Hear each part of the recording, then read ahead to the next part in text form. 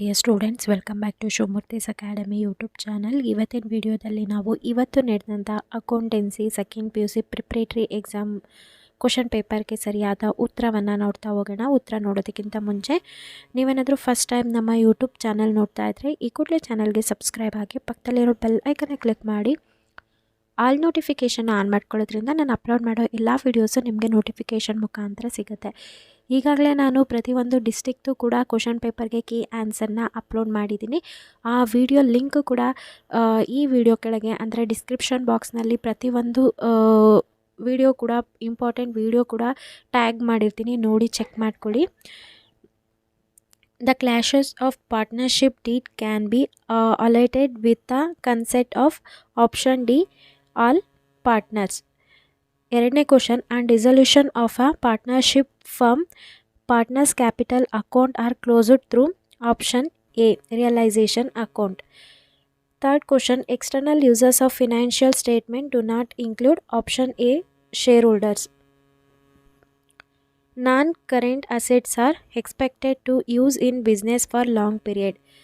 Fifth question, the two basic measures of liquidity are current ratio and liquid ratio.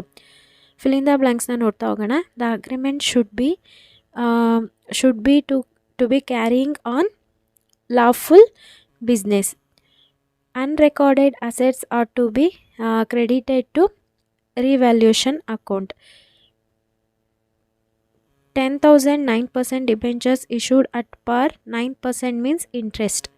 Capital reserve is shown under reserve and surplus head. Tax on operating profit should be classified as operating. In a match the following ನೋಡ್ತಾ ಹೋಗೋಣ.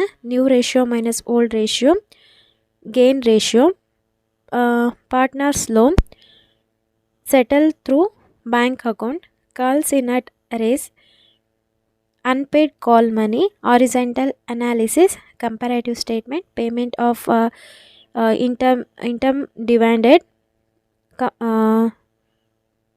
financial activity. ಇನ್ನು one word ಕ್ವಶನ್ಸ್ನ ನೋಡ್ತಾ ಹೋಗೋಣ. What is normal profit ಅಂತಿದೆ. Total revenue equals to its total cash. ಇನ್ನು paid up capital may exceed called up capital. True. Expand D or FI ಅಂತಿದೆ. disaster risk, financing and insurance. Give an example of extraordinary item. So ನೀವಿಲ್ಲಿ ನೋಡ್ಕೋಬೋದು. ಇನ್ನು part B part C ಎಲ್ಲರೂ ಕೂಡ attend ಮಾಡಿರ್ತೀರಾ ಅಂತ ಅಂದ್ಕೊಂಡಿದ್ದೀನಿ. ಯಾರ್ಯಾರೆಲ್ಲ ಎಷ್ಟೆಷ್ಟು ಸ್ಕೋರ್ ಮಾಡಿದ್ದೀರಾ ಕಮೆಂಟ್ ಸೆಕ್ಷನಲ್ಲಿ ತಿಳಿಸಿ. ಹಾಗೆ ನಾನು ಬೇರೆ ಬೇರೆ ಜಿಲ್ಲೆಯದ್ದು ನಿಮಗೆ ಏನು ಅಕೌಂಟೆನ್ಸಿ ಕ್ವಶನ್ ಪೇಪರ್ನ ನಾನು ಅಪ್ಲೋಡ್ ಮಾಡಿದ್ದೆ, ಅದೇನಾದರೂ ನಿಮಗೆ ಯೂಸ್ಫುಲ್ ಆಗಿದ್ರೆ ಅದನ್ನು ಕೂಡ ನನಗೆ ಕಮೆಂಟ್ ಸೆಕ್ಷನಲ್ಲಿ ತಿಳಿಸಿ. ಅದೇ ರೀತಿಯಾಗಿ ನಾನು ಇಂಗ್ಲೀಷ್ದಾಗಿರ್ಬೋದು, ನೆಕ್ಸ್ಟ್ ನಿಮಗೆ ಯಾವ ಸಬ್ಜೆಕ್ಟ್ ಇದೆ ಆ ಎಲ್ಲ ಸಬ್ಜೆಕ್ಟು ಕೂಡ ವೀಡಿಯೋಸ್ನ ನಾನು ಅಪ್ಲೋಡ್ ಮಾಡ್ತೀನಿ.